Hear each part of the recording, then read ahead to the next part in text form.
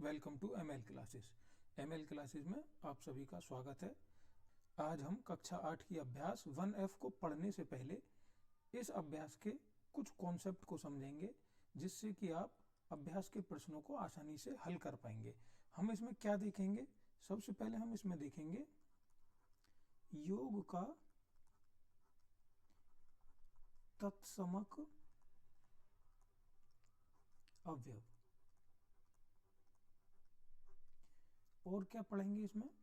और दूसरे नंबर पे हम देखेंगे गुणा का तत्समक अवयव।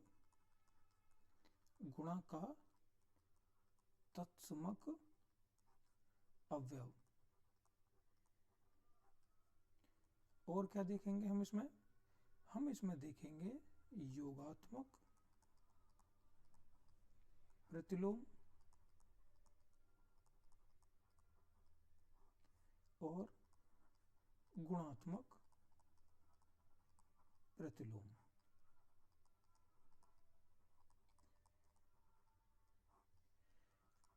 तो इस अभ्यास को शुरू करने से पहले हम योग का तत्समक अवयव, गुणा का तत्समक अवयव, योगात्मक प्रतिलोम और गुणात्मक प्रतिलोम, इन चारों चीजों को समझेंगे कि ये क्या होता है। इसके बाद हम अपनी एक्सरसाइज पे आएंगे। तो देखिए, हम पहले समझते हैं योग का तत्समक अवयव। योग का तत्समक अवयव। योग का तत्समक अवयव समझाने से पहले मैं आपको शून्य की तरफ लेके चलता हूं जरा। शून्य क्या है? शून्य एक पूर्णांक है और शून्य एक परिमेय संख्या भी है। शून्य एक पूर्णांक है और पूर्णांक के साथ साथ एक परिमेय संख्या भी है। हम जानते हैं कि जो प्रत्येक पूर्णांक होता है, प्रत्येक पूर्णांक क्या होता है? प्रत्येक पूर्णांक एक परिमेय संख्या होता है। प्रत्येक पूर्णांक एक परिमेय संख्या होता है। कैसे? जैसे हम यहाँ पे शून्य को ही लेके चल रहे हैं, तो अगर हम 0/1 कर देते हैं तो ये हमारा p/q के रूप में लिख जाता है, मतलब अंश और हर के रूप में लिख जाता है। और परिमेय संख्या की क्या परिभाषा होती है? जो भी संख्या हमारी p/q के रूप में लिखी होती है वो क्या होती है? एक परिमेय संख्या होती है। इसी प्रकार हम प्रत्येक पूर्णांक को, कोई भी पूर्णांक हो, जैसे मान लिया 8 है तो 8 के नीचे हम 1 लिख सकते हैं, 8 के नीचे 2 लिख दो। कोई भी संख्या हो तो हम उसे क्या, एक परिमेय संख्या बना सकते हैं जो पूर्णांक है। तो 0 जो कि एक पूर्णांक है वो हमारा क्या है? एक परिमेय संख्या भी है। जैसे 0/-1 एक परिमेय संख्या हो जाएगी, 0/-2 ये भी एक परिमेय संख्या हो जाएगी। ठीक है, यहाँ पे हम कह सकते हैं कि शून्य एक परिमेय संख्या है। तो अब हम देखेंगे योग। अब हम अपने इस पे टॉपिक पे आते हैं, योग का तत्समक अवयव। योग का तत्समक अवयव क्या है? अगली स्लाइड पे देखेंगे। देखिए, योग का तत्समक अवयव। योग के तत्समक अवयव में हम क्या पढ़ेंगे कि जैसे हम ये बात जानते हैं कि कोई भी पूर्णांक है, कोई भी पूर्णांक हो, पूर्णांक को हम जानते हैं क्या है? पूर्णांक 0 और जितनी भी धनात्मक प्राकृतिक संख्या हैं और जितनी ऋणात्मक प्राकृतिक संख्या हैं, वो सभी क्या है? वो सभी पूर्णांक हैं। तो हम जानते हैं कि किसी भी पूर्णांक में 0 जोड़ने पर, कोई भी पूर्णांक है अगर हम उसमें 0 जोड़ते हैं तो हमारा 0 जोड़ने पर जो योगफल आएगा, 0 जोड़ने पर योगफल क्या आएगा? 5। तो हमारा ये जो योगफल आएगा, तो अगर हम 0 में 5 जोड़ें तो भी हमारा योगफल वही आएगा। तो हमारा कहने का मतलब ये है कि हम जानते हैं कि किसी भी पूर्णांक में 0 जोड़ने पर जो योगफल आता है वो वही पूर्णांक आता है। किसी भी पूर्णांक में 0 जोड़ने पर हमारा जो पूर्णांक आता है वो वही संख्या आती है। हम यहाँ पे देखेंगे क्या परिमेय संख्याओं में भी ऐसा है? क्या परिमेय संख्याओं में भी ऐसा है कि परिमेय संख्याओं में अगर हम जीरो जोड़ें तो क्या वही परिमेय संख्या आ जाएगी हमारी? हाँ बिल्कुल वही संख्या आ जाएगी। अगर हम जीरो में क्या जोड़ते हैं, जीरो में अगर हम वही संख्या जोड़ते हैं तो भी हमारा वही आ जाएगा। इस प्रकार हम कह सकते हैं कि अगर हम किसी भी परिमेय संख्या में जीरो जोड़ते हैं तो हमारा वही परिमेय संख्या हमें प्राप्त होती है। तो ये हमारा योग का तत्समक अवयव कहलाता है। तो इसे हम कैसे लिख सकते हैं? इसे हम लिख सकते हैं किसी भी परिमेय संख्या में जीरो जोड़ने पर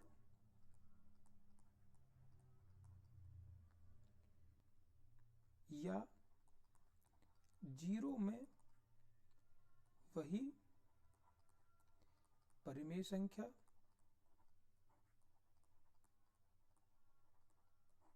जोड़ने पर योगफल समान होता है। जैसा कि हमने देखा, कोई भी परिमेय संख्या हमने ली, अगर हम उस परिमेय संख्या में जीरो जोड़ेंगे तो हमारा कितना आएगा? -5/6। और अगर हम जीरो में -5/6 जोड़ते हैं तो भी हमारा कितना आएगा? -5/6। इस बात से हमें फर्क नहीं पड़ता कि हम उस परिमेय संख्या में जीरो जोड़ रहे हैं या जीरो में उस परिमेय संख्या को जोड़ रहे हैं। तो इस प्रकार से हम कह सकते हैं कि हमारा योग का तत्समक अवयव क्या होता है? शून्य। योग का तत्समक अवयव क्या होता है? जीरो। योग का तत्समक अवयव जीरो होता है। ठीक है, अब हम समझेंगे गुणा का तत्समक अवयव। गुणा का तत्समक अवयव,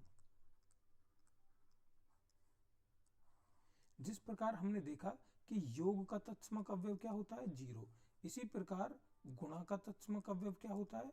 एक। गुणा का तत्समक अवयव एक होता है। कैसे? हम देखते हैं, यदि किसी परिमेय संख्या को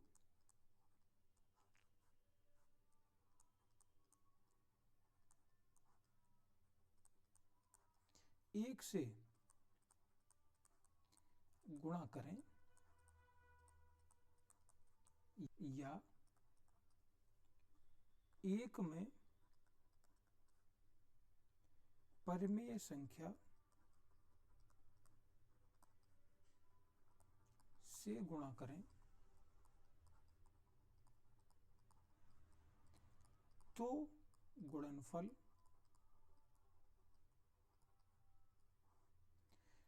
गुणनफल वही परिमेय संख्या होता है।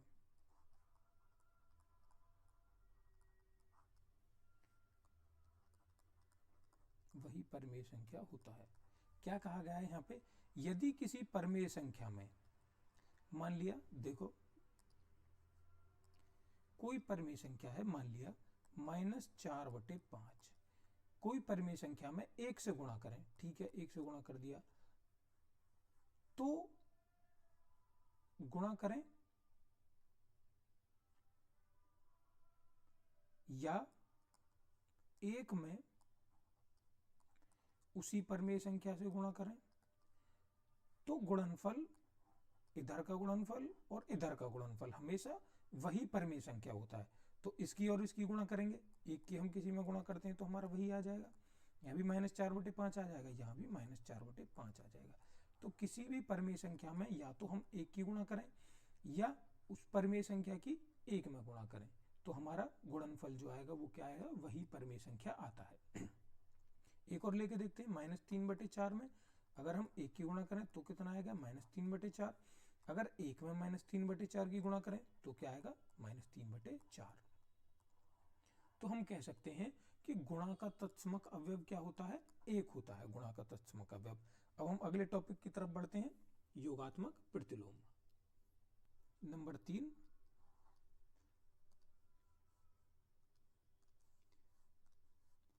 योगात्मक प्रतिलोम।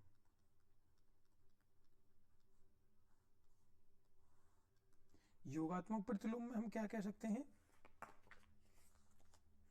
जब किन्हीं दो परिमेय संख्याओं को जोड़ने पर, देखिए, जब किन्हीं दो परिमेय संख्याओं को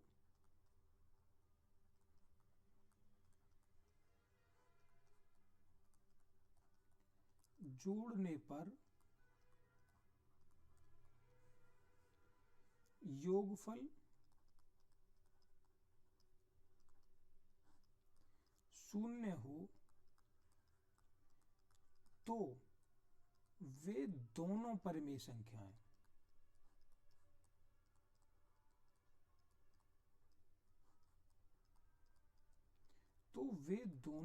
संख्याएं एक दूसरे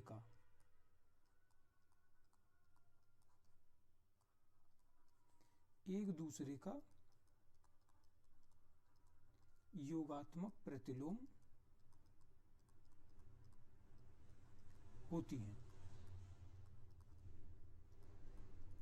कैसे कह सकते हैं हम?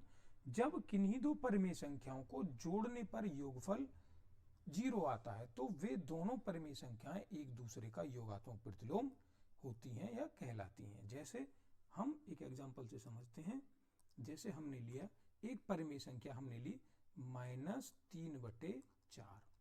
अब वो क्या कह रहा है? को जोड़ने पर योगफल 0 आता है। अब हम -3/4 में क्या जोड़ेंगे कि हमारा योगफल 0 आ जाए? तो अब हमें पता है, जैसे अगर हम 3 है, -3 दिया है, अगर हम -3 में प्लस का 3 जोड़ दें तो हमारा क्या आ जाता है? 0 आ जाता है। इसी प्रकार अगर हम -3/4 में प्लस का 3/4 जोड़ दें तो क्या आ जाएगा? 0 आ जाएगा। तो इस प्रकार हम कह सकते हैं कि -3/4 का योगात्मक प्रतिलोम क्या हो जाएगा? -3/4 का योगात्मक प्रतिलोम हो जाएगा प्लस का 3/4, क्योंकि क्या कहा गया है? वे दोनों परिमेय संख्याएं एक दूसरे का प्रतिलोम होती हैं। -3/4 का क्या हो गया? प्लस का 3/4, और प्लस का 3/4 का क्या हो जाएगा? -3/4। तो यहाँ लिख सकते हैं हम 3/4 का योगात्मक प्रतिलोम क्या हो जाएगा? -3/4। इसी प्रकार हम कह सकते हैं कि -3/7 और इसका योगात्मक प्रतिलोम क्या हो जाएगा? -3/7 का प्लस का 3/7, क्योंकि दोनों को जोड़ने पर योगफल 0 आ जाएगा। इसी प्रकार हम कहें 3/7 का योगात्मक प्रतिलोम क्या आ जाएगा? -3/7। मतलब हम समझ रहे हैं यहाँ पे, साधारण भाषा में हम ये कहें कि अगर कोई संख्या हमें धनात्मक दी गई है तो हमें वो ऋणात्मक उसका योगात्मक प्रतिलोम होगा। अगर कोई संख्या हमें नेगेटिव दी गई है, माइनस में दी गई है, तो उसका योगात्मक प्रतिलोम क्या हो जाएगा? प्लस में हो। अब हम देखेंगे नंबर 4, परिमेय संख्या का गुणात्मक प्रतिलोम।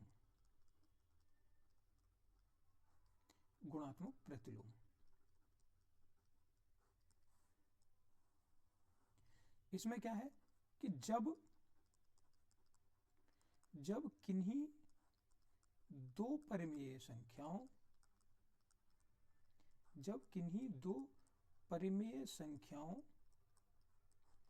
का गुणनफल,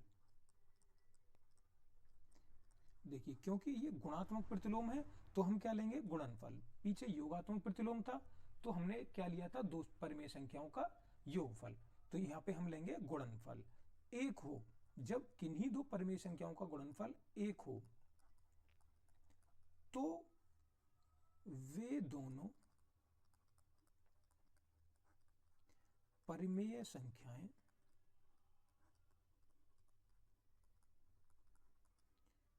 एक दूसरे का गुणात्मक प्रतिलोम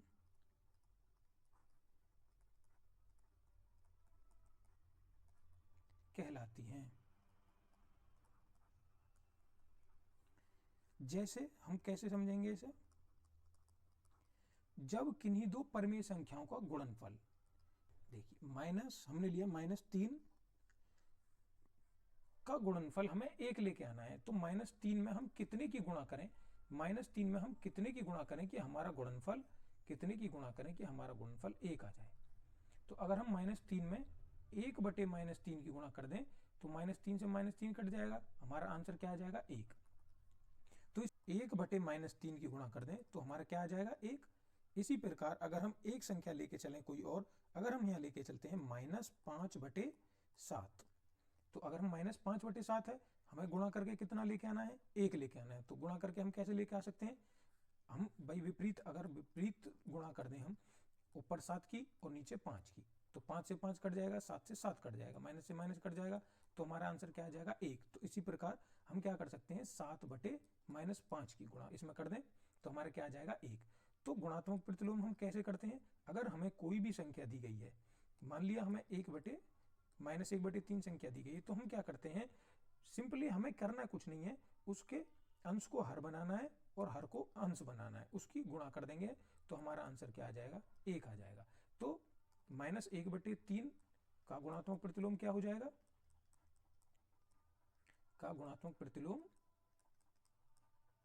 क्या हो जाएगा 3, -3। क्यों, क्योंकि -1/3 में जब हम -3 की गुणा करेंगे तो क्या हो जाएगा, माइनस से माइनस कट जाएगा और माइनस माइनस प्लस हो जाएगा, तो हमारा आंसर क्या हो जाएगा 1। तो हमने क्या समझा इसमें, हमने समझा योग का तत्समक अवयव, गुणा का तत्समक अवयव, योगात्मक प्रतिलोम और गुणात्मक प्रतिलोम।